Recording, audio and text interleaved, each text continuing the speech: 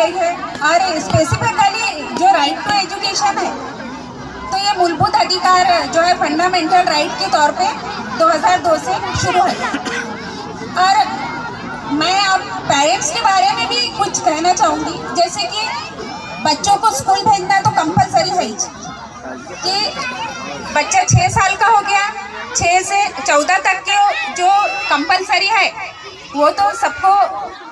Follow करना ही चाहिए। और ये पेरेंट्स की भी जवाबदारी है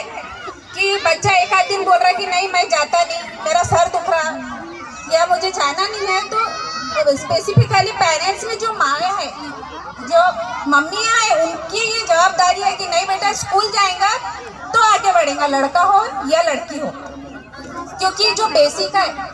ये जो इंस्टीट्यूशन शुरू की गई है, तो अपनी कम्युनिटी के लिए ये बहुत बड़ी प्राउड की बात है कि ऐसे जो मुस्लिम इंस्टीट्यूशंस है कि स्पेसिफिकली जो KG1 से लेके 7 स्टैंडर्ड तक और आगे भी डेवलप 12 स्टैंडर्ड तक होने वाली है, तो ये लड़कियां और लड़कियों के लिए समझो ये बहुत गर्व की बात है कि अपना इंस्टीट्यूशन एक ही जगह पूरा क्वालिफिकेशन समझो KG1 से लेके हायर सेकेंडरी तक पूरा एक जगह होना चाहिए।